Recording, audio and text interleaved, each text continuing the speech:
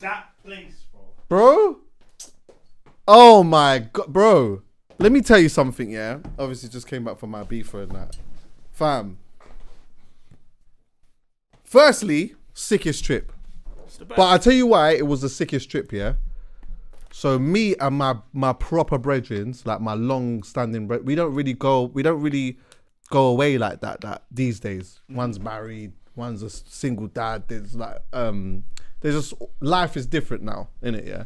And more time when I used to when I was like doing the DJ bookings and that early on, when I was doing more like the smaller bookings and on a hustle, they used to roll with me early on, but then after a while it started to become like work. They're doing their own things. You get what I'm saying? Yeah. So more time when I'm outside, I'm not with. You won't necessarily see me with them. I'll be with like my other brethren or whatnot. Yeah. But my closest friends, like we just have dinners, link up here and there and whatever, chat on the phone. So on that sense, it was sick to just be with them. Yeah. And we could have been anywhere in the world, bro. I actually genuinely didn't even care where we went. Yeah. It just happened to be that it was my brethren's birthday and he wanted to go to Ibiza. Oh, was that Ibiza for a birthday? It was for a birthday. Oh, I thought it was for a birthday. Nah. We stayed in Oku. Oh, yeah. Okay. Yeah, is that how you know? Okay. Yeah, we was doing that. Okay. We was doing that. He sent me the link and I was like, okay, this is what we're doing. Chic. So it was one of them. It was literally one of them ones. Cash loss. Oh, bro, it was a cash loss. Yeah. Bro, I'm already before I've even got up out of my bed. As I booked the thing, I'm all 700-800 down before I've even got up out of my bed. That is like count yourself lucky. Count your lucky stars. Well, you know what you ended up spending over there. So. Yeah. It's just. But do you know what? You can't take it to the grave with you. And Ibiza is one of those places. There you go. Where you have to. Well, you just have to put it to the back of your mind. You have to. Do you know what it is? Also, you went from Malta where everything would have been relatively cheap, and also you were in control of the whole thing, and you were there making money. So this is now an ultimate cash loss for you. Yeah, massive, bro. But it is. I hadn't been Ibiza for such a long time, yeah. But it was just such a highlight again to see like the profit that they're making off of these drinks, bro. Oh, bro. Like a bottle that you would get for like £35 or even euros, they're selling it for like 800 euros, bro. 800 and smiling. Yeah. 800 and smiling. Usually, I'm sure the markup's usually something like at times somewhere between 10 and 20. So like that £35 bottle, they shouldn't be doing Hennies for 800 euros. But there are going to be plenty of 800 euro bottles out there, but I'll probably like £90 or whatever. Yeah. They are just mocking it, really. Fam. We went to, the last thing that we went to was Black Coffee, yeah? And that was, it wasn't on the cards to go. So that was literally on the spot. And luckily we had some connects or whatever. But we were thinking about getting the table. We were thinking, let's go for the table at Black Coffee or whatnot, yeah? The only table, the cheapest table that they had available was 17 racks. Yeah. 17 racks. That wasn't even a good table. You asked for it. That wasn't even a good table. Yeah. 45 racks for the good one.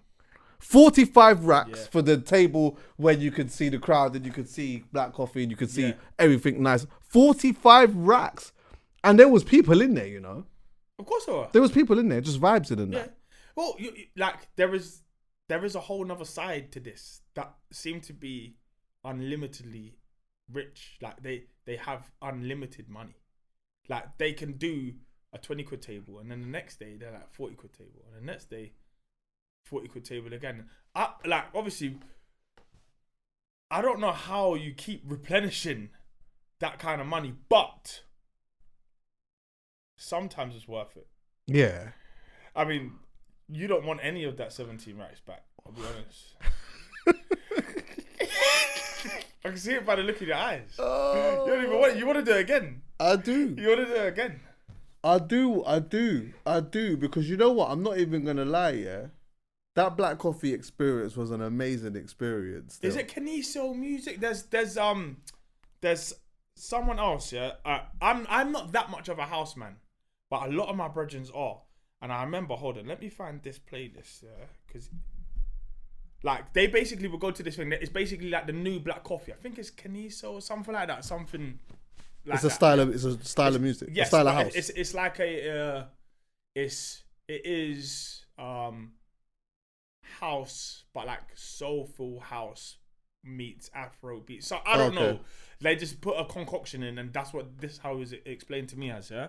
But you know, like when they would go Mykonos or they'd go here, and they keep going to these places. I was like, oh, what was it saying?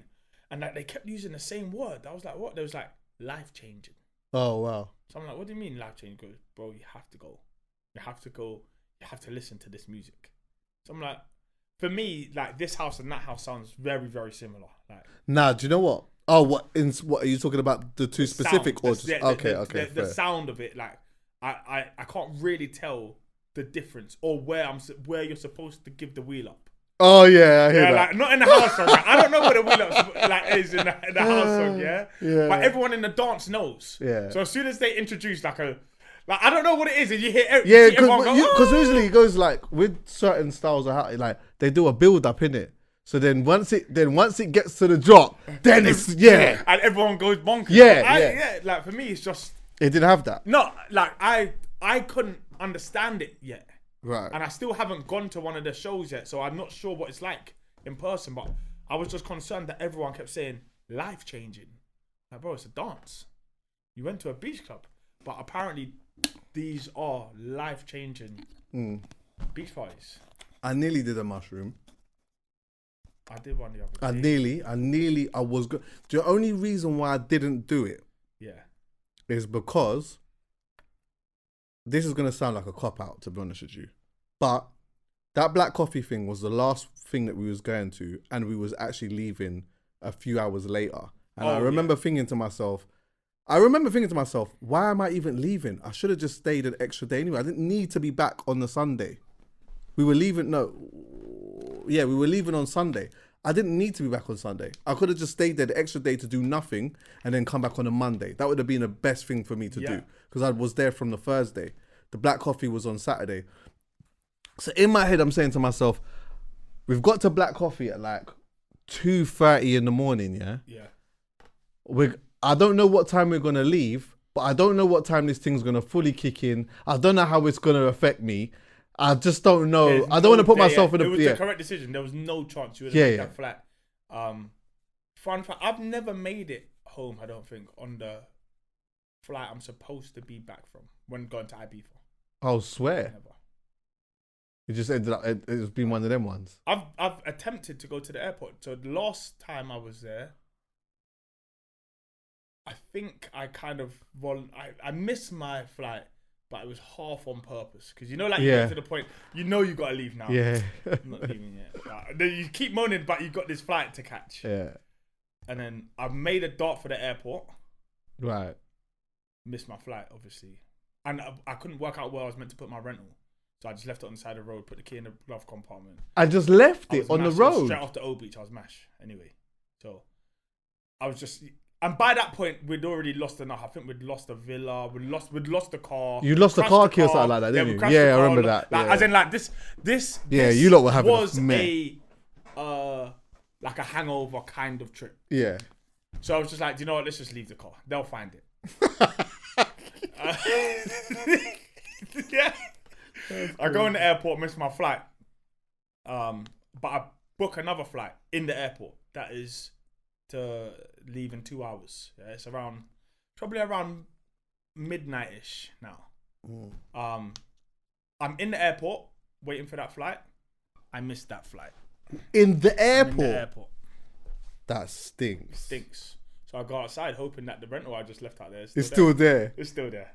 And it's still there as well? It's still there. So you just jumped to the rental and just hit back the strip? Just went back. Just hit the strip again?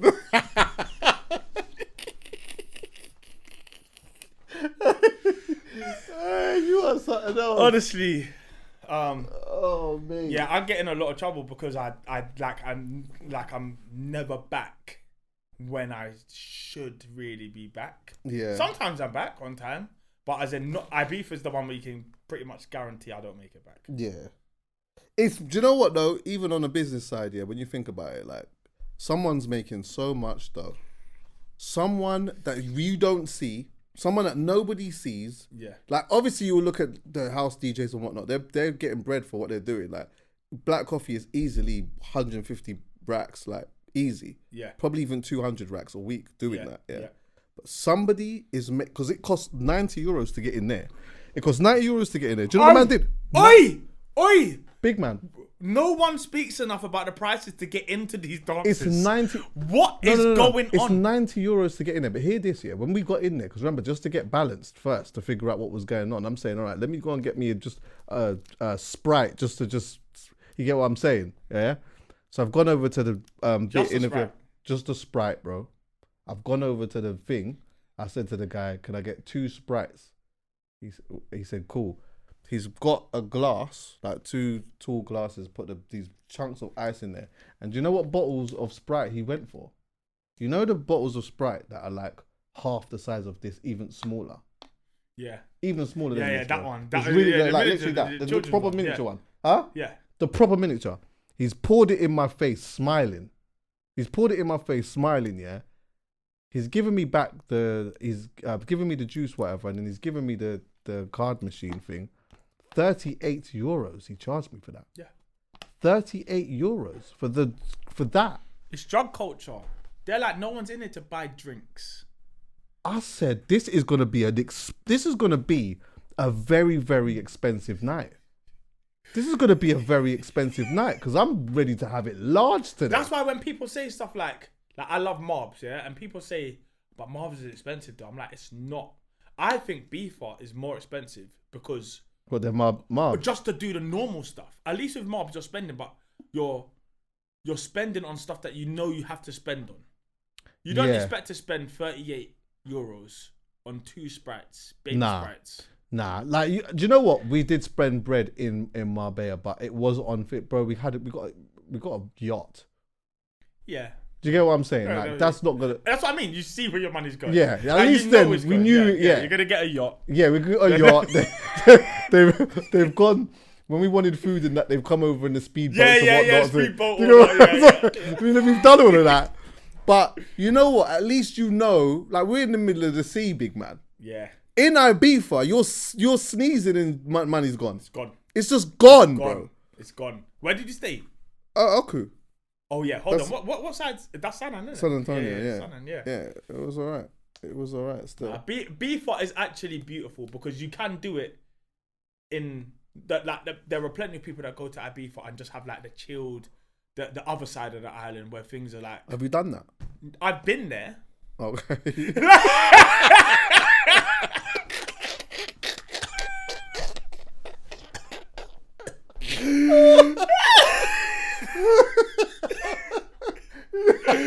But you know where I'm gonna end up. Yeah. The thing is, like, I don't know. Those kind of conditions aren't good for me because I my eyes light up. Like I'm ready to go for it.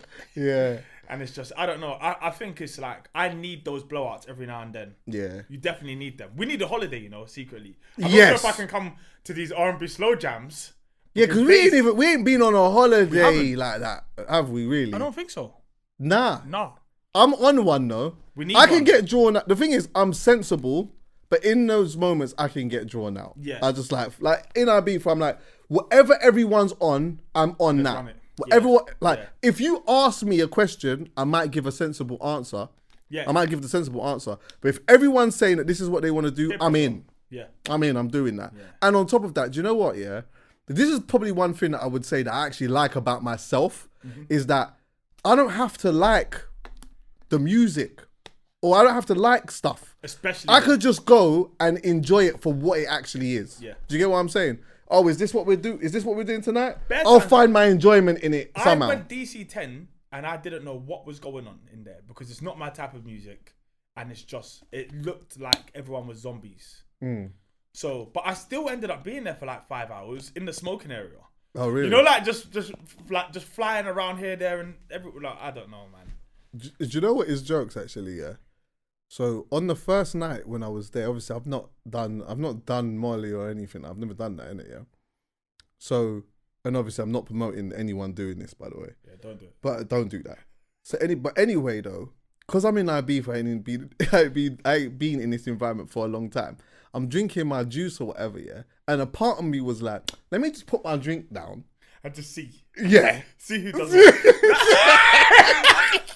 I was slightly asking for it, just a tiny bit, just to see. Do you get what I'm saying? So I leave my drink for a little bit because I'm vibes in, and I'll take my drink, sip it, but that ain't tasting different. But I'm waiting for something to I'm waiting for something to hit me so I could really let loose. Do you get what I'm saying? But I kept putting the drink down, and ain't no one getting me. No, but everyone else was on bits and bobs. Yeah, people was yeah. It was that kind of thing. My brethren actually done that once, you know. No, not like that. He like he'd never done it before, and he kept being like, "Oh, what's it like?" Like it's lit, innit? It's just like it just makes you like lovey. He's just like, "Oh yeah, no." And then like he asked again, and I think the third time he's like, what's it taste like? Oh, he's curious. Like, he's really curious. I'm like, brother, just have the thing. Yeah. Shut up, you stop asking me questions about this, man. Like, what are we doing here? No, because you know what? He's pussy, but there's something because that's me. No, he had. I'm pussy. He was like, okay. Oh, he had it. Okay, I get and it. He went Yeah. there. He was like, yeah. I'm not on the jaw swinging thing. No, I'm a pussy though. I'm a full grown pussy when it comes to this shit. So, like, my whole life, I didn't even drink till I was like 22. So I'm a pussy when it comes to MD or anything like that. If there is a sprinkle somewhere, it's a sprinkle. Okay. My jaw not gone nowhere. Oh, your jaw's still intact? No, yeah. Like, I'm fine. I'm just maybe a slightly more an advanced version of me. Okay. Which I don't know what that looks like. Yeah, but it's chaotic. Yeah. I mean, yeah. I don't know if I could ever see me going and saying, yeah, let me do that. I think you just, if anything, it's a thing where somene's caught me. Yeah. You get what I'm saying? My first one. I've like jumped into somebody's arms, basically. Yeah.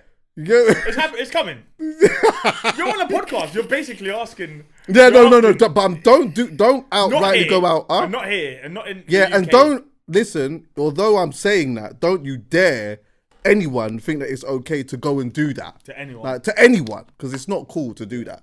I just thought in that environment, I was prepared to be caught slipping. In Ibiza, you're probably in the minority if you're not.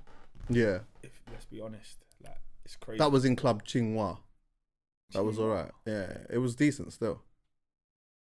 It's right next to Zuma. You know where the restaurant? Okay, yeah. Literally right next to Zuma. Still, Zuma was alright. Did you do dinners? Bare dinners. Bambuda? Nah. We did Zuma actually. We did Blue Marlin as well. Oh yeah. That was They had the table there too. That was good. Oh, that's the big money. Yeah, Blue Marlin table. That's big money. Yeah, you know? yeah. That was big money, but also so was Club Chingwa. To be honest with you, because what it was is they give you a price for the table, yeah. But how much so basically you think that when you're spending this amount of dough, that you just get bare drinks with that, but because of the cost of all of the Cokes and all of the Sprites and the couple of bottles that they do give you, that doesn't even really cover the table really. So when you go and order a next thing and a next thing and the next thing, that's when it kind of catches 100%. You forget you're getting bumped all round. It's not just the alcohol they're bumping you on. Yeah. That Red Bull you ordered is like £4 a pop. Yeah. Like per flipping what's it called? So like they're on point. They make sure if they're bumping you, you're getting the full bumping experience. Yeah. What's Mortal saying? Mortal was sick. It was sick, bro. Yeah. You just got.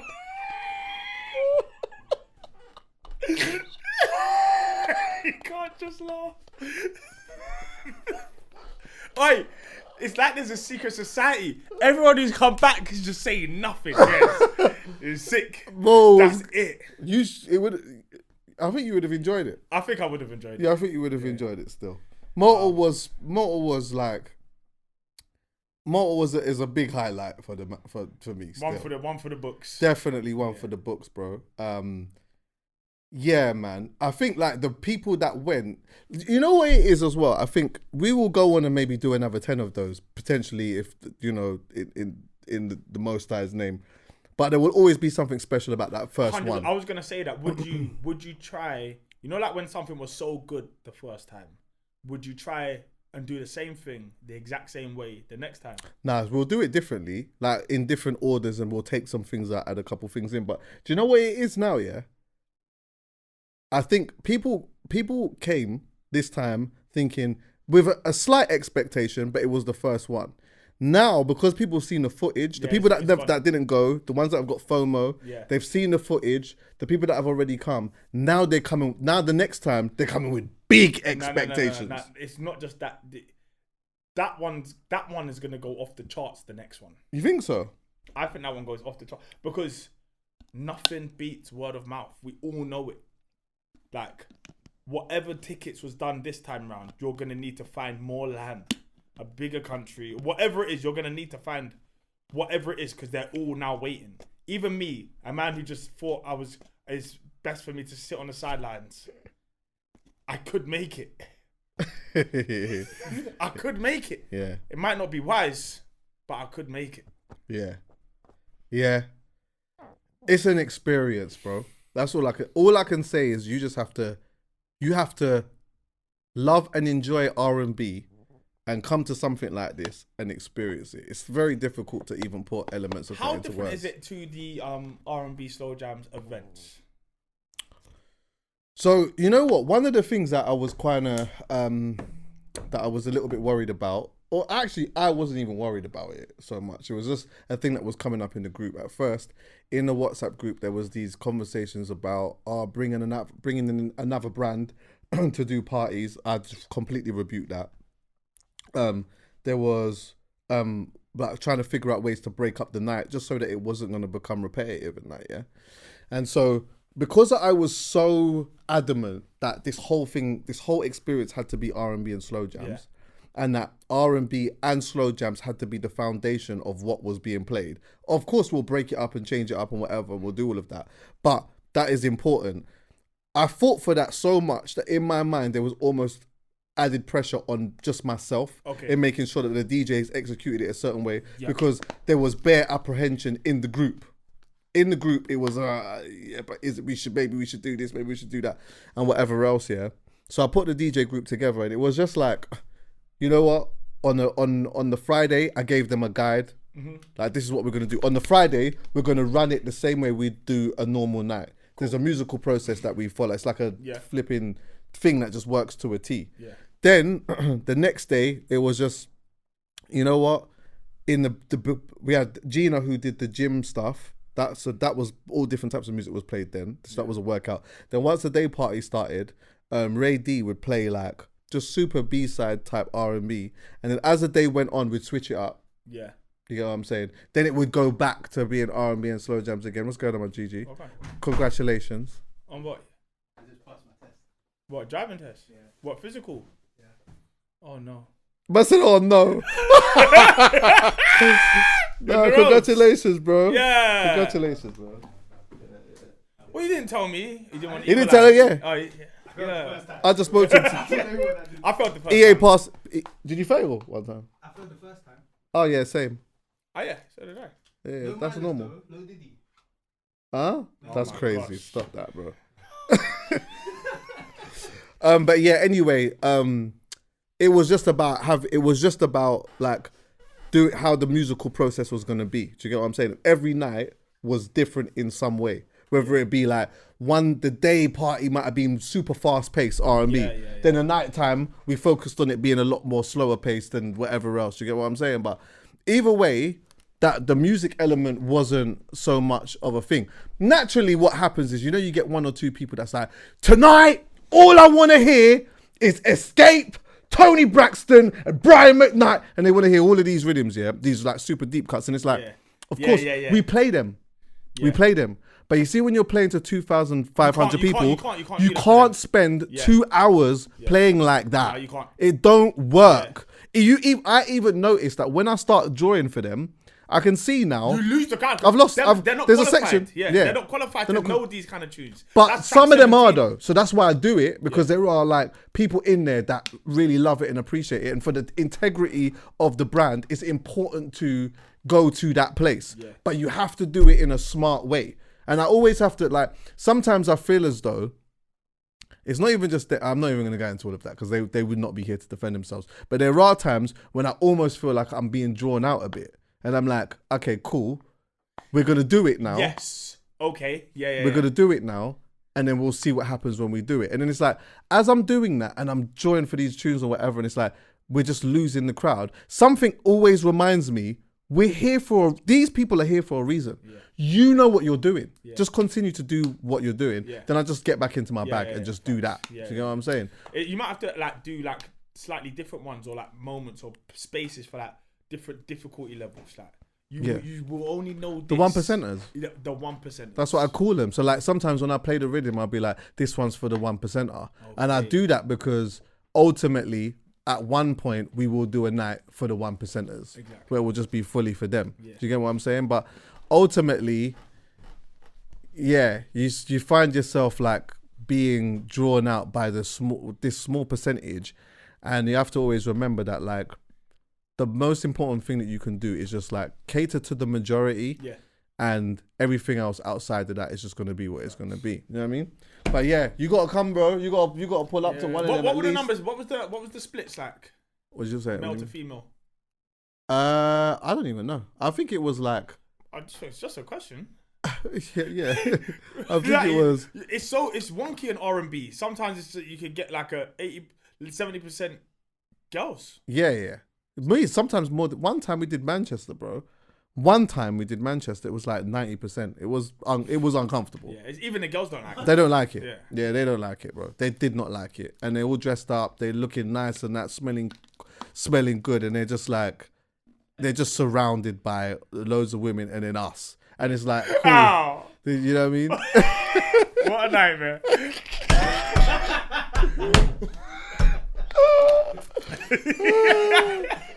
Hey, how many holidays like that do you think you've got in you? Do you think I thought about this the other day and I genuinely think I've got infinity left. Okay. I don't think this stops. I thought maybe it would stop. But then I realized it only stops when I'm dead. Yeah. Or when I have no energy. But whilst I still feel like I've got something left, I need those. I work 7 days a week. I need blowouts. Like I need 4 days of just carnage. I have to have it. It gives me the drive to come back and work. No, I hear it. And it gives you something to look forward to. Exactly. And I need days. Like this is the first time in years. This year is the first year that I've barely been away. Been away like maybe 3 times. 2 or 3 times. EA's just laughing. Why are you laughing? I have. Why is it? Because you ain't been on that. Yeah, but if you look at if you and check, EA's saying I ain't been anywhere once. Yeah, he has. Well, yeah, where did you go? I went to Portugal. I went to Portugal. But like he knows like I'll be away like 10 times. Yeah. Like once a month usually, or I need something to keep me going. This year I haven't had that. But 2025 is the Return of the Jedi. Strong. Major. So I think I might even kick it off end of this year. And then I think I'm back in free flow. I don't think it matters how many kids I have, you know? Yeah. I guess as long as you're able to go away with your kids and that. That's it. So I balance it. Obviously one costs me one. So as in like, I need a vacation. Yeah. If I want a city boy trip, then a family holiday. I got to balance it. Yeah. So I'm spinning plates here. But I've been spinning plates my whole life, so it's fine. I'm just back. I've just got to get back to it. I hear it loudly. I'm not going to spend too much time on this, by the way, because obviously it's like personal stuff. But I saw it on YouTube anyway, so I'm going to highlight it. Honorable shout out to that on the house. Oh yeah, looks very good. Yeah, I haven't seen it on YouTube. I've only seen. It might be the whole thing that they sent to me. I saw you posted something on your Instagram, innit? Yeah, and then I always watch what the man them's doing, innit? So I click on the links and that, and I watched it. I watched I think it's like 8 minutes. It's not long of you just in your yard or whatever. But it looks like it's coming along really nicely. It's getting there. They're still in there. They're in there today. Who's they? The builders. Oh, is it? Yeah. You've moved in though? Yeah, I moved in August. Okay. Yeah, it's getting there. It's getting there. But do you know what? Do you feel like a king in Almost. I'm ready to move again soon, you know? I am. Do you know what it is? There's some, like, I have to do it in steps. but I know the house I want. Okay. That I want one. Like Your the forever one. thing. The forever one. I know what it is. Where? Okay, you don't have to explain what it looks like, but where is it? I can do it in Ruislip. Okay. But or in the surrounding area. I just need a bit more space. I think my forever house is in somewhere in Hertfordshire. Yeah. So it's either I'm either going Hertfordshire or basically where I am now ish. Yeah. Like somewhere Ruislip, Ickenham, that kind of like just slightly out the way, kind of. But yeah, because there's some big ones around there.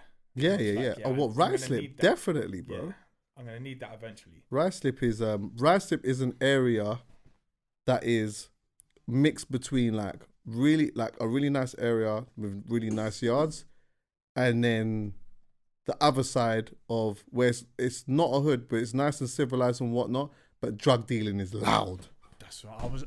Yeah. Drug dealing is So do you know loud. what? If you got those areas on Smash, up. So that was one of the like my first things I noticed when I went down there. It's lovely. It's well to do. It's a lovely area. But I remember thinking to myself, you make a killing around there. What? Do you know why? I'll break it down to you why. Because you see why them men are making so much dough?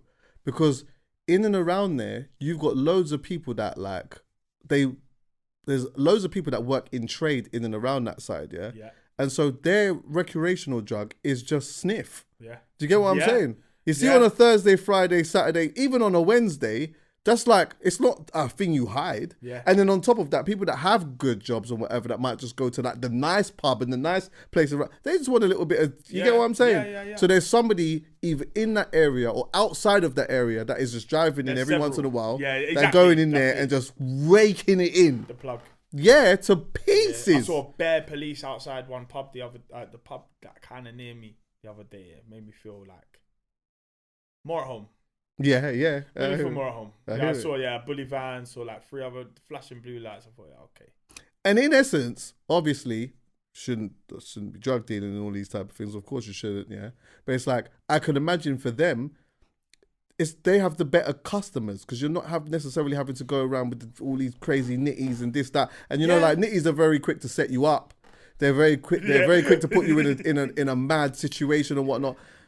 Tony, who's doing some carpentry and that, he's not doing that. He just, him and his mates want something and that. That's it. And that's just their thing. Do you get what I'm saying? Yeah. So those areas like Ruislip, there's a Rickmansworth.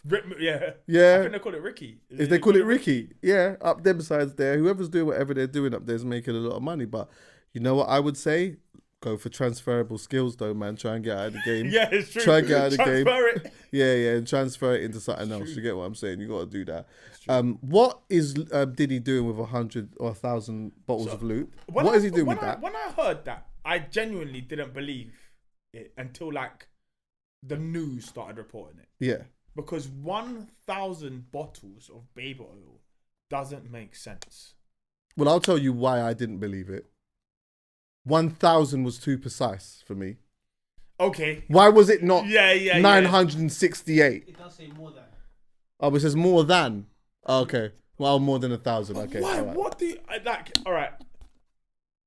You might not even have 1,000 if you're a real wholesaler. You know what I'm saying? Like you wouldn't even have that much. What on earth is this guy doing? I think I know what he was gonna do. What? I think he was gonna fill the pool with baby oil. The pool? It's the only thing that's making any sense. Diddy's life. Why would he put it in the water? I think he's gonna remove the water and put it in the pool, and just be in there with booty goons. Just. I think he was just gonna have whacking a party. one. I think he was gonna have a pool party, but it was gonna be baby oil. Why else? It's the only thing that makes any sense. Why would you have? He could afford a truck to come and fill up the pool, bro. Right? No, yeah. Or maybe he did order the truck as well. With meat. But he would have just had to pour. Could you imagine that? He's in a pool of baby oil, a lube with meat and booty goons. Is that That's what they're called? Booty goons. That's crazy. 1,000 is a lot, but obviously, I mean, look, 10's a lot. I'm being genuinely honest. 10's a lot. 10's a lot. Even with a baby. 10's a lot. I'll be honest with you. I've never. Do you even? Was it baby oil or lube? Both. More than 1,000 bottles of baby oil and lubricant. Hold on. Where did they put the and? I don't know. So it could be 500 each. It said more than It could be 500. That's still a lot. of baby oil and lubricant. Baby oil and lubricant. After the lubricant. Come on, surely ain't we progressed off baby oil anyway? Are we still as big men still? I did. What, as a big man Yeah. using baby oil in chops? Basically, no. When I was in uni, I used to wake up like 10 minutes before my lecture. So when I was in the shower, I used to shower, like scrub, and then I used to slap baby oil on me. Oh yeah, no, I'm not talking about in that context. Yeah, but I used to use it as a thing. Why baby oil though? Because it moisturizes. I thought people had baby oil in their crib when it came to chops because it didn't look like, it just looked like if you had lube, say you brought a girl over or whatnot now and you back out the lube and half of it's gone, it looks a bit bad. Okay. Do you get what I'm saying? Yeah, so if you back out the baby oil during the smash, it don't look, you're putting it on your own body, so it don't look crazy. That's what I thought that was for. Okay. That's why I used to use baby. If I'm being honest, I used to use baby oil back them times there because I just didn't want it to look crazy. Oh yeah. Do you get what I'm saying? And then after a while, it's probably better than lube. Yeah. Well, lube, sometimes depending on the lube, it dries up a little bit. Yeah, I hate that. Like, you're better off with baby oil, you know. You're better off with baby oil because that just makes it just stays consistency. There's consistency. It's just slippy. You can't even pick anything up. There's bare times where I've had to go when I was in the lube game and that I'm going for the lube and that, and then I'm having to go for the lube again. Yeah. I only want to go for once. Yeah, one drop of it, and then that's that. I don't want to have to keep going back in the drawer. I don't ever think I really had the baby oil like that around. Like now, I'm talking even to cream my body. Like I would use more like a coconut oil. Oh yeah. Well, yeah, but you had time to come out. I didn't have time. I was late for lecture. So what? You're creaming. You was putting that on in the shower. Yeah, and then rinsing off the excess. You're risking death. Yeah. I've slipped a couple times. Oh, wait, you're doing that in the shower? You're hold on. I'll put it on in the shower. Trust me, bro. When I was late for lecture, that's bonkers. When I had time, I come out and I do my cocoa butter. But when I'm in a rush, and then rinse off the excess, and then you good, set good like that. That's in the freezer. I don't understand that. No. You should try it. But he has many bits of logic that don't make any sense to me. Yeah, I don't understand that, but yeah, I'm not even. Big and serious. Do you use lube now?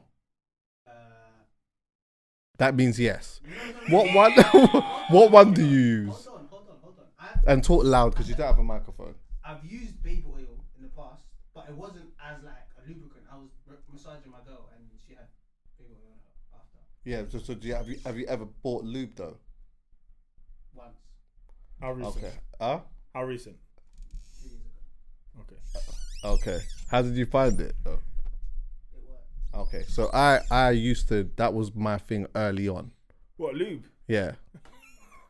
I don't know. I just Yeah, I used to just there was a moment I just used to always draw for it. But do you know what it was? I think like I'll keep it 100. Like this early on when I was starting to get to when I was doing my thing, I was just trying to figure it out. I thought that was normal. Yeah. I thought it was normal that everyone had that. Yeah, in fact, you know, when I think about what my draw looked like at one stage in my life. What did it look like? Was porn your teacher? What didn't it have in there kind of thing? I called it the Randy Marsh draw.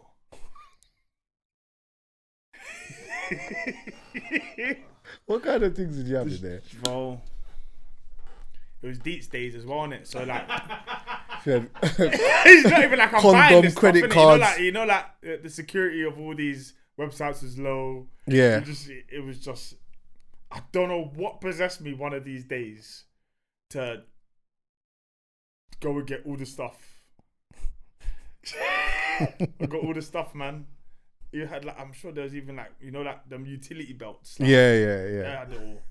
All in one drawer. But even the stupid stuff, you know the thing, the black belt that has the little fish bank on. Yeah.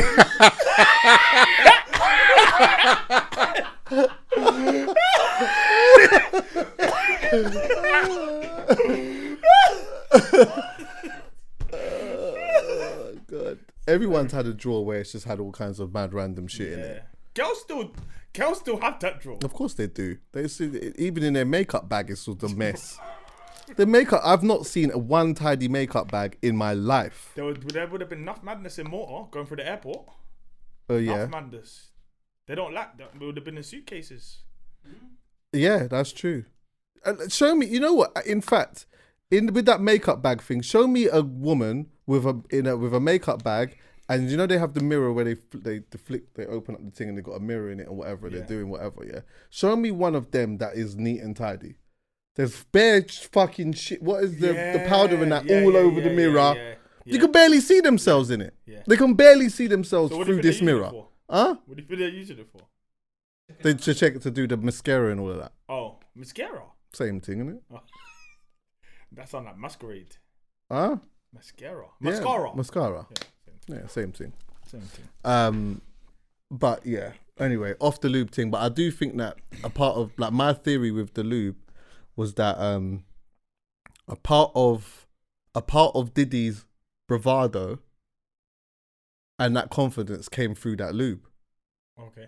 I think that when he started getting into that lube game or whatever, yeah, if he didn't have it on him, that's the time when you see him the most vulnerable. Yeah. But when he's got it on him, now all of a sudden he's got the key to the city. Has now. he given a reason? Why he hasn't spoken about it yet. It's not. But it's not illegal. But when it's a question. Yeah, I mean, when you are hearing all the speculations about what was actually going on, because look, I don't even. AR-15s as well. What's AR-15? The guns. Yeah, the straps, of course. But and they had no serial numbers on them. You have to talk loud, bro. So hold on, wait. Because do you know what it is? I just need correlations between things. If I see 1,000 bottles of lube, then what I'm expecting to see around it is other freaky stuff, yeah?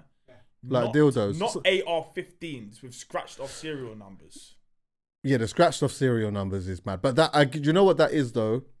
It's conspiracy theorists or people that are speculating will take that into something more sinister. Because remember, there are like a lot of questions around people that have died around Diddy. What? Yeah, so like even Kim, not that he wigged her, she didn't die under those circumstances. Little Kim's dead. Not Little Kim, man. Kim Porter. Oh, okay.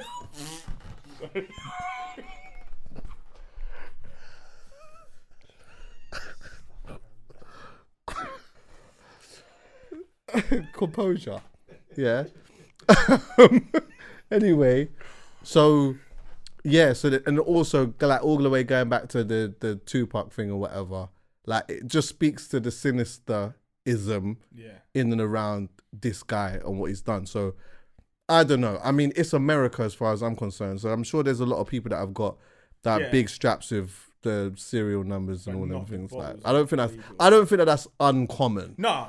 I'm trying to link the two. I'm just trying to play investigator here and work out why there's the 1,000 bottles of.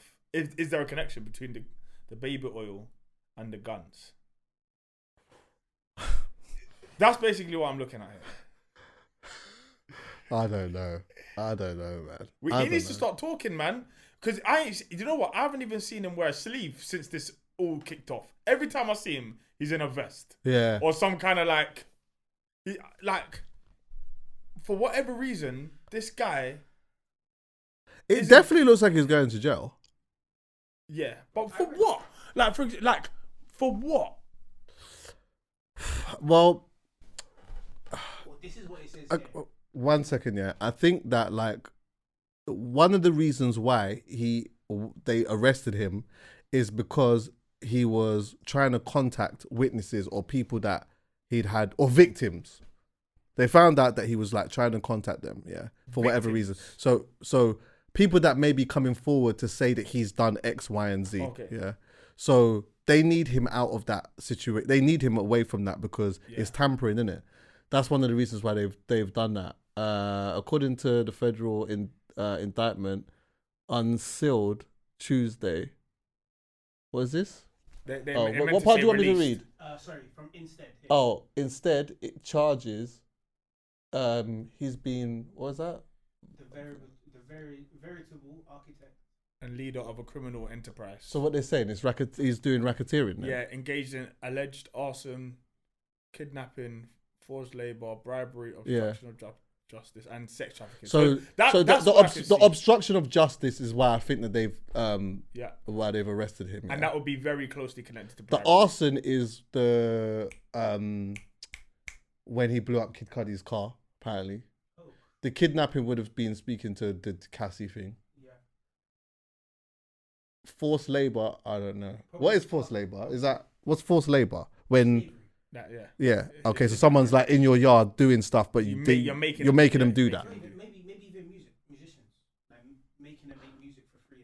Yeah, because bare musicians are trying to come out and speak it, but they have been anyway. But it's the sex trafficking. That's sex really trafficking would be the and that's where you get him on the baby. What is vertebral architect? What is that? The vertebral architect. The vertebral architect. It's basically saying that he designed this. He's the guy who, he is the head honcho, the head of the snake. The veritable is just like what they really mean is that he's the architect of this. He's the guy that is putting this all together. This it's like what they tried to do with what's his name,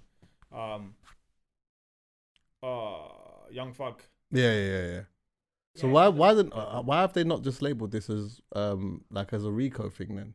Because racketeering is a major. If you're the head of an organization, there's more. I think you have to hit more criteria. For a RICO. Oh yeah. And maybe everyone's turning against him. Everyone that would be in the RICO. Yeah, bare people will be turning against him at the moment still. But what will be really interesting though, bro, is if this goes to court. If he says he's not guilty for anything, if he don't take a deal, and he says he's not guilty for all of the stuff that they've alleged, that means that there's gonna have to be a trial, which then means that people are going to have to come out and say what had happened to them.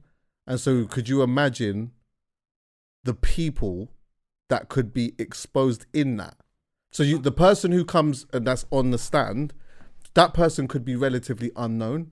Yeah. But that person could say, at this particular party or at this particular event, this person did this, he did that, all these different names get flung into the occasion, into the equation, sorry.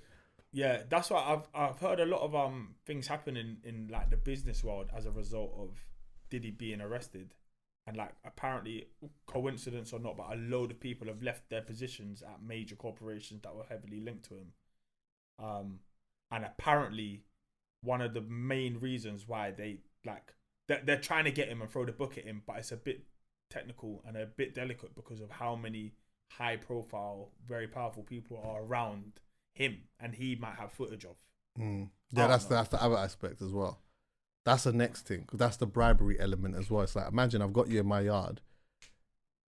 You could have just you don't even have to be doing anything like super weird, but you could be married, for example, and you're just in a Diddy party. Next minute you're in a room, you chop something, and then Diddy just lets you know, listen. That teddy bear had a camera in it. Yeah, or it's like Diddy might just ring you and say, "Oh, like how did you get on with Sharon?" These times you're thinking you're being super discreet. How did you find Sharon? Thinking, how did you know about that? You're right. Yeah, you went off into that route. Like, you know what I mean? We got cameras, dog. Like, that's crazy. Now all of a sudden, anytime he needs you for something, you feel like you've got to do it. It's done. Yeah, it's mad, but. You know, I think that is something that probably happens so often in that world, which is probably a way that some people become so successful. 100%. If you hit a certain level of success and you can then trap somebody in something, then now you can use it as a big step up. I saw just a young brief interview that they did with Shine, and Shine was saying like, listen, man, you know, he went to jail for all of that. Diddy took out a gun, shot somebody in the face and whatnot. Shine ended up going to jail for it. And it's weird because I know some people were saying, well, he came out when he did a show in London or whatnot. Shine came out or whatever. But the way that he articulated it was like, listen, this happened a long time ago and he ruined my life, essentially, but I'm not gonna continue to harbor feelings. I just did my best to just let that go. Do you know what I mean? And these are much better. Did he shot someone in the face? Yeah, that's the whole Shine thing. I didn't even know that. Didn't you? Yeah, they tried to say that Shine did it. Shine went to jail for it. The woman said that Diddy shot her. But then what happened is either she got paid off or some shit like that, yeah, but she ended up coming back and saying it wasn't Diddy that did it. Okay. But now she's come back again saying Diddy has done it. And it's like, well, it's hard to believe you because you said it was him, then you said it wasn't, now you've come back and said it was. But Shine has always said, well, I didn't do that. But ultimately, Code, whatnot. Also, Diddy lawyered himself up. He distanced himself from Shine. He distanced himself from everyone. So you spent the biggest dough. Huh? He didn't pay Shine like that. He must have. Nah, but what he did do in the end, which was what Shine said, is that Diddy was giving him a lot of money for like to help build schools or like things like that from where he's from. Do you get what I'm saying? So I think in his mind, he kind of just let it be he left it down to like, it was one of them things. I'm not gonna, you get some of them people that's just like, I'm not gonna drown in my bitterness. Yeah. I'm just gonna just move forward with it. Ultimately, I've changed my life and my man's giving me money to help people. It's not, the money's not for me. It's not to boost my own ego. It's for the people of the community. So if he's going to give me money for that, then it is where it is. But yeah, man, it will be interesting to see what people come out and actually defend this, Don, because I ain't seen one person say shit. All I'm seeing is people saying I wasn't at the party. I must have left at that time. Everyone's saying that. Everyone's saying I went to a Diddy party, but I left though at 2. Everyone left at 2. Yeah, nobody stayed. All right. Well, when this goes to court, we'll see who stayed. Yeah, a lot of people are sweating right now. What? Sweating. Oh, talking about sweating, boy. There's a lot of sweat on AJ, boy. Yeah. It gets like that, man.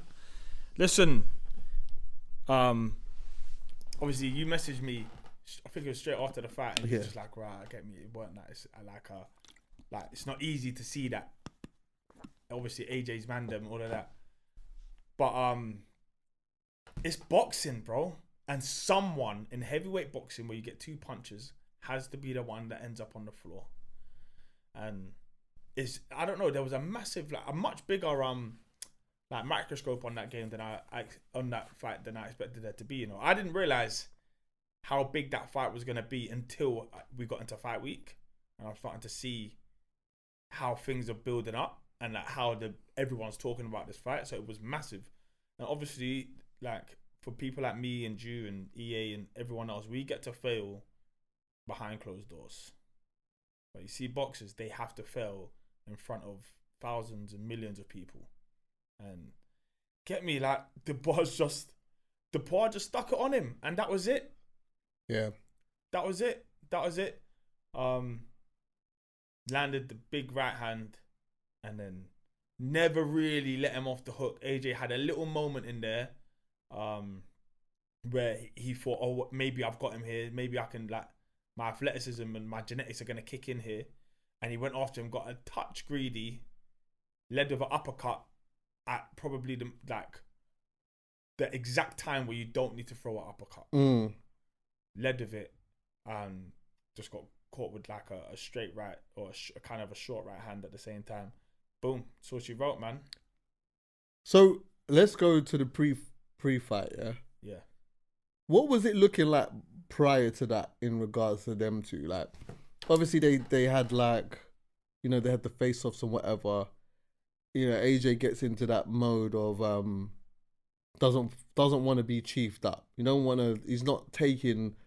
It doesn't seem like AJ likes the clowning and the pretending like you're gonna do this and that and whatever. It seems like he takes that a little bit more personally. He wants to be the I don't know, in control of like the personality side of things, I think. And the thing is, Dan isn't like, he's not a great talker, let's be honest, yeah.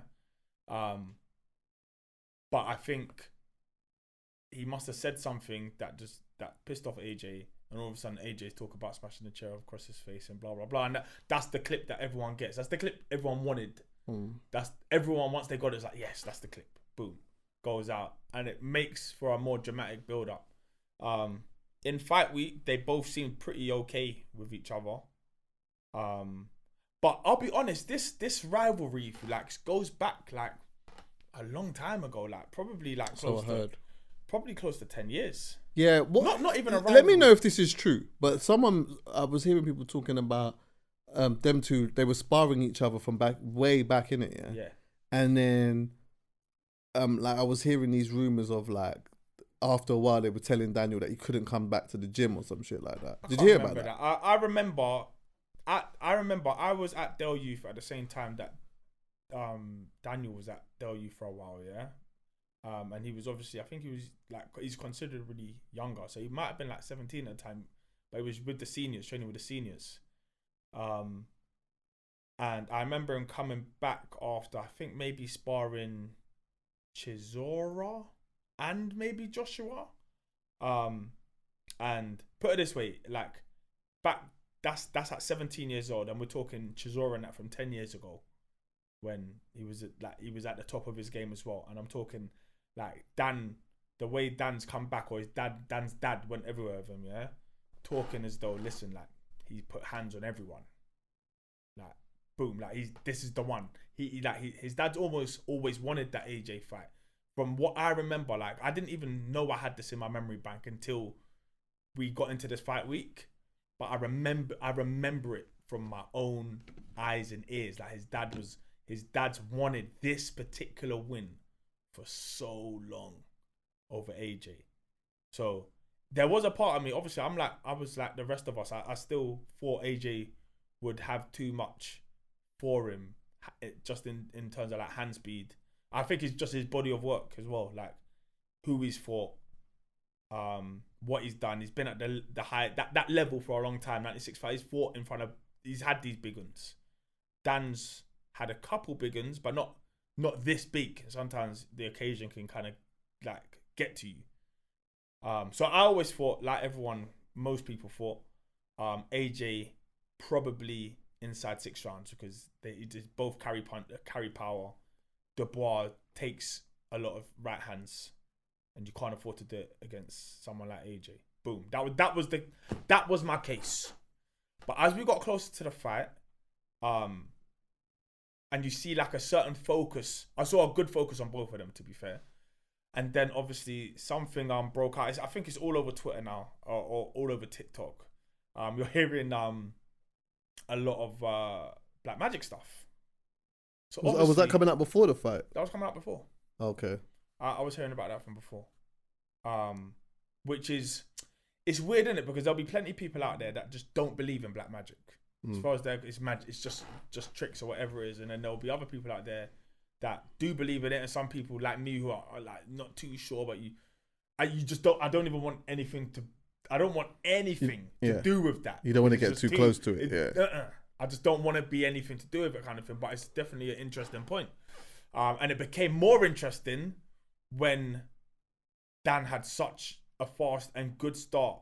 And do you know what? I definitely made a mental note when I saw Dan's ring walk, because it was like quite dark. It was like black and red. And I remember thinking to myself, like it was just something that was in the back of my head. And then he's had that performance, and boom, what a performance! I don't care whether there is judge involved or not.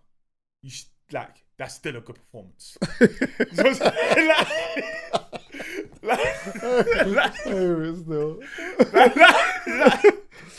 Like he still did well, and he never let AJ kind of get started or get settled.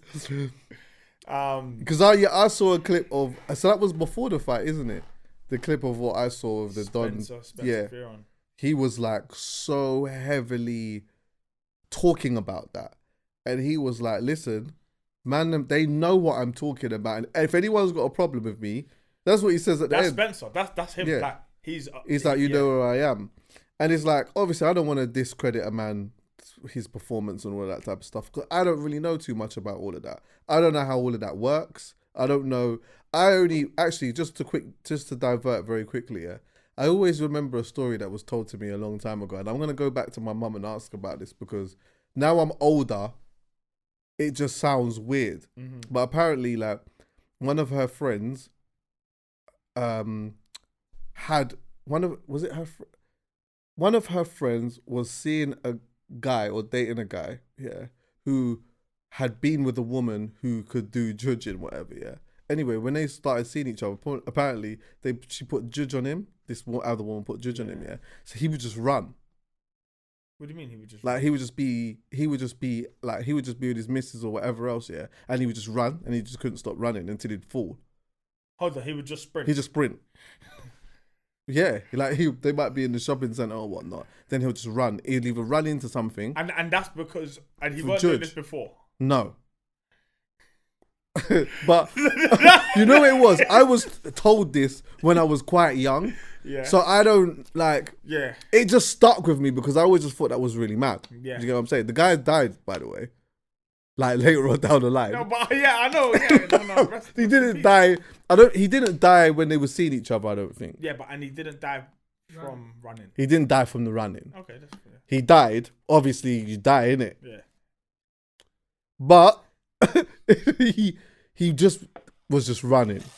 So that was my first encounter of hearing about Judge. Yeah. But anyway, going into this thing, because I don't really know too much about all of that type of stuff. It's like I'm just seeing it for what it is. Do you know what I mean? And one of the things that I was seeing was when the fight started, the one thing that I was quite surprised about, you correct me if I'm wrong in this, because obviously you watch so much more than me, but I was very surprised at the fact that Daniel took the center of the ring immediately. I would have thought that AJ would have been looking to do that. I would have thought Dan would do that. I would have thought maybe they might negotiate it a little bit, but Dan, I didn't. The only reason I thought maybe Dan will go and try and take it, is because he might step steady because of what happened to Ngannou. That you don't get greedy too quickly and then get punished for like walking onto something. Yeah, see, I think my analysis is because I don't know a great deal about Daniel, I'm probably not giving him enough credit. Yeah. So when I'm watching it, I'm thinking AJ's going to take the center of the ring and he's just going to boss it and then just essentially not walk him down, but just sort of just pick him apart a little bit and then hopefully probably around the 8th or 9th or whatnot, try to finish it there. But very quickly, Daniel banged him, and from that point on, literally from that point on, I got the same feeling, the exact same feeling that I got when I watched him fight Andy Ruiz. Yeah. Where it was like, instantly within that moment, it felt like he was just in straight survival mode after that. Do you get what I'm saying? Yeah, that jab, you see Dan's jab, yeah? His jab is so good. Like one of the best, that would be the best heavyweight jab, I would say. It's a ramrod. Like he steps in with it, bam, bam. And he's a big boy. And he's not just like big and like chubby, and it's not just weight. Like we're talking, this is still like mostly muscle, very well built. If you see like the way his legs and everything's structured, like he is a machine as well. So genetically, AJ might not have even been the superior athlete here in terms of brute strength. Yeah. Speed, yes. Fast twitch, yes. But as far as probably fundamentals, Daniel has that over AJ. Right. And then genetically, maybe he's a little bit stronger. You never know. But either way, it's tight. But that jab was such like, I saw the first couple jabs happen. I saw AJ's like neck snap back a couple of times as it would. And if like because he found his range with that jab so easily, I thought we could be in for a very long night. Unless AJ is able to kind of just weather the storm and just take a walk. But then he got hit with a big right hand at the end of the round. And he made it through, but it was never quite... Well, he got saved by the bell twice. Yeah, he got saved by the bell twice. What's weird about it is that when he came out for the 5th, obviously him and his corner, they're having a chat in the 4th, yeah? I heard the audio for that. Did you hear it? Yeah. What did you think about that? Actually, explain first so people understand. All right, so the audio is basically Ben Davison and him having a moment in the corner saying we go for the fire, blah blah blah, warrior spirit, blah blah blah blah blah, just motivational stuff. Then there's a voice from outside the ropes that tells him to. I'm not sure what audio you talk about. I'm talking about the one where he gets like kind of some instructions. Yeah, where he tells him roll the dice. Yeah, but the instruction was about bringing it up after the double jab. Yeah, it's an uppercut. Yeah. Which is in look, everything it looks different in hindsight. Yeah, but essentially it's quite a risky move to try and whip in uppercuts. Why? Because you're vulnerable. What? Okay. When you throw the uppercut, especially, I think what he was trying to say is throw it off Daniel's double jab. By the way, he weren't saying to AJ double jab and then uppercut. He was saying that Daniel Dubois steps in with his jab, almost like launches in with his double jab. Yeah. So he's saying try and time that, come up off that with your uppercut, like on the second one. He did that he actually did that in the first round. And he almost landed it. Yeah, right? almost landed it. And I think there was another one he did land. They obviously must have worked on it a little bit in camp, but it's a risky shot to land, considering the person that you're fighting has a massive right hand that usually comes after a double jab. Right. So it's risky, but I didn't watch any tape, so I don't know what they've obviously seen different patterns and like that's what they've come up with. And even if he didn't come up with that, that's the instructions going into the 5th round. AJ, for the first time, when at the very beginning of that round, for me, everyone said he never recovered from the first round and all of that. He looked like he had his legs underneath him for the first time for the whole fight, if that makes sense. Like it looks like. He looked like he had his legs back a little bit. I remember him bouncing in and out. Nothing landed, but he kind of like hopped in, hopped out, and it looked like he was fresh again. Yeah. And then he landed something. Yeah.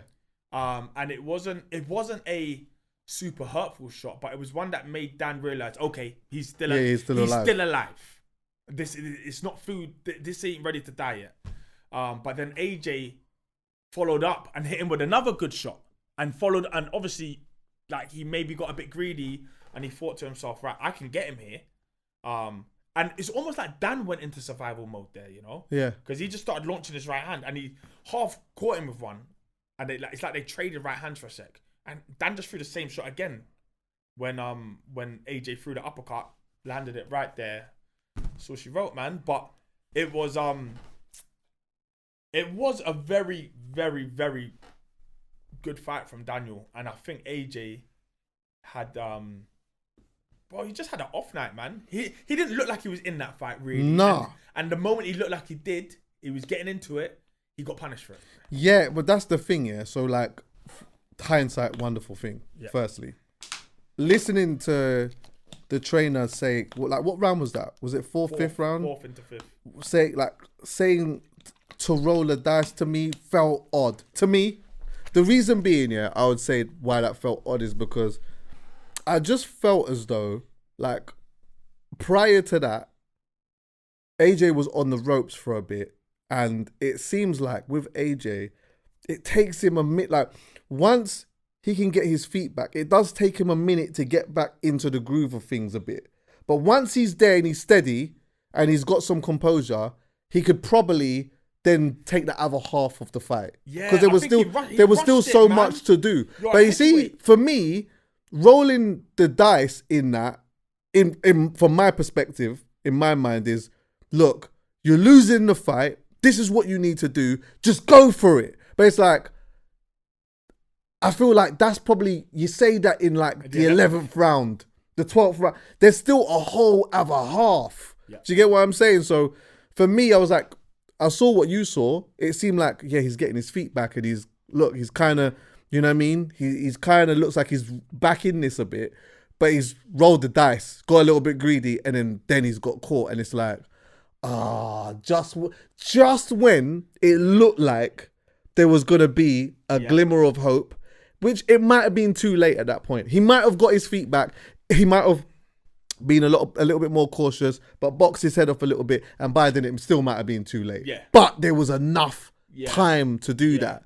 The other thing for me was as well, again, hindsight, but I noticed at the time, and I said this when we was looking at the table, I was like, he's getting hit a lot and his hands just feel way too low for me. Okay, so his hand position didn't look great to me for some reason. From the get-go. Yeah, it was. They didn't seem high. And that's why, you see when when I mentioned the center of the ring thing, Yeah. you know, you have to understand, I'm looking at this from a place of, I've not seen a whole load of Daniel before. I've seen a couple of his fights, but not a whole load, yeah? And I ain't studied him. But I've watched so much of AJ. So I'm saying, and I've seen AJ keep his hands up and box smart and whatever before. So I'm saying, all right, the fact that he's got his hands low from the get-go, and he's like, when he tried to hit him with the uppercut, I'm like, he must be very confident in this. Do you get what I'm saying? Because it doesn't seem like he's respecting it too much. Mm-hmm.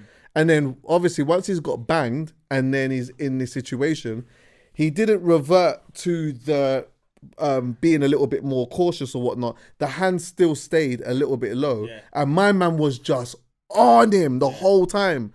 So that was what was making it difficult for me as well, because naturally on top of that, on any given day, I want AJ to win. Yeah. I want him to win everything. And also, it always feels with AJ, it's just a little bit of my bias, isn't it? It's like I check for AJ, irrespective of whether I'd met him or not. I would always see, it's just like one of the man them, innit? Yeah. So when you see a loss, seeing a loss is one thing, but to see that was just like, it just felt very weird. But it also felt weird in the aspect of like, it didn't even seem like he was even there, bro. Yeah. At one point, it just didn't even seem like he was there. Yeah, it was a weird-ish performance from him, and I think he just got done. I think maybe he didn't expect Daniel to come out quite so fast, and he thought maybe he'd have a second to have a look and just download some data, but Daniel didn't give him any time, and like old habits die hard. So sorry to interrupt you. Yeah. There was even a moment after this where I felt like Daniel felt like he didn't even want to do that to him. You reckon? Yeah, he felt like it almost looked like one. I think that this was just reading through body language. Yeah, it felt like he wasn't expecting it to be as easy. Yeah. But also, a part of me felt like I was reading body language and thinking like, he's obviously happy for the win and that, but he almost felt sad to do that. Yeah. I got that. Yeah, I'm not going to lie, I got that from him. And I don't know, man. You know, like, you know, when I saw Aid, there was a knockdown, which actually wasn't a knockdown. He tripped over his feet, right? Yeah.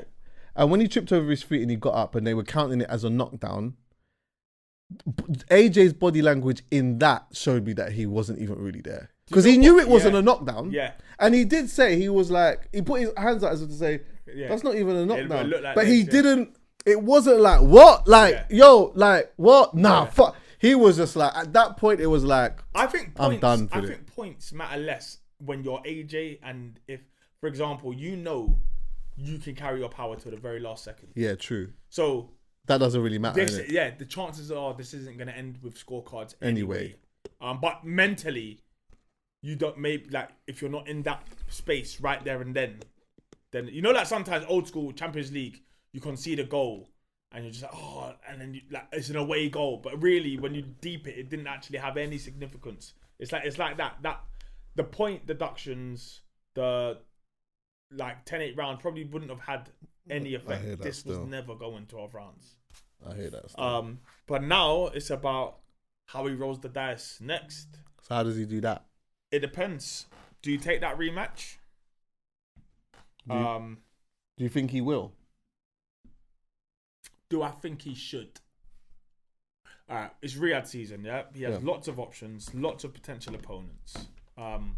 That wasn't a fight where he just got caught with a good shot. He was kind of dominated from the jump. And he could definitely improve on that, because that performance was a very good performance from Dan. But AJ never even really got his head off the line. Throwing the jab, he was always there for the jab. He didn't come off the line for it. So, yes, he can improve it. But there are other fights that might be not necessarily confidence builders, but will give you a better indication of where you're at. And, this is what I'm saying. Otherwise, you lose again and people will say you're done. I still think that Wilder fight is a good fight.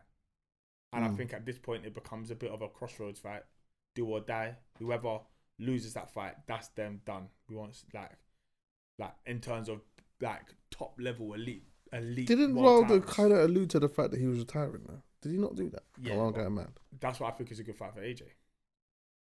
What? Because he said that he's going to retire? No, because there's still enough money on the table to lure Wilder back out. It's not like he's been retired 5 years. Wilder's just been beaten. And Wilder would probably look at that and think, all I've got to do is smack him once. That's it. So Wilder, it would get the juices flowing for him. He'd still think, nah, I can do that. So that would be a real fight. The public would love it. It's last chance saloon for both of them. Winner stays on. Obviously, you've got the Usyk and Fury fights. They seem a mile off now. And then you've got the Dubois fight. Why is that not happening? What's going on with that? No, I'm saying the Usyk. Oh, that's... Usyk yeah. Fury is... I think that's going to be December 21st. Oh, okay. But yeah, that's a mile off now. Yeah, I know what you mean. So...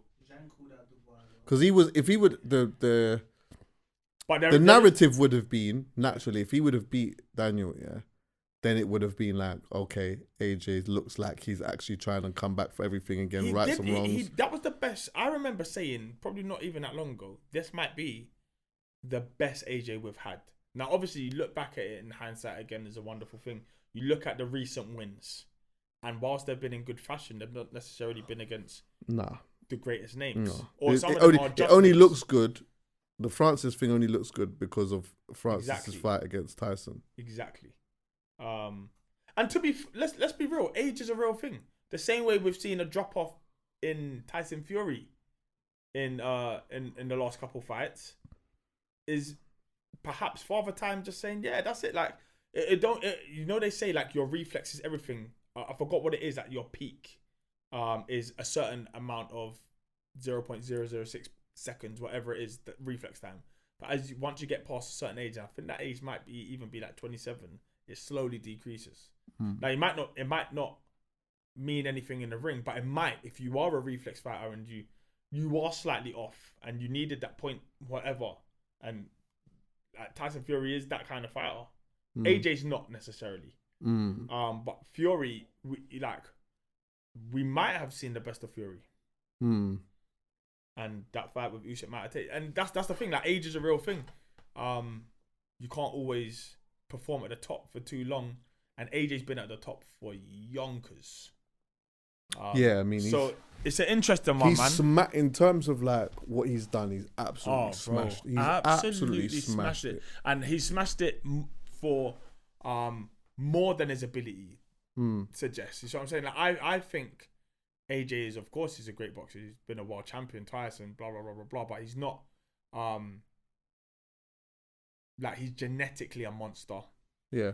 He's got hunger, he's got desire, and he knows how to land a punch. He's got power, he's got all of that got heart. of stuff. But he's not a pure boxer, is he? Do you know what I'm saying? So, for his ability, he is far surpassed, like, from my liking, his potential.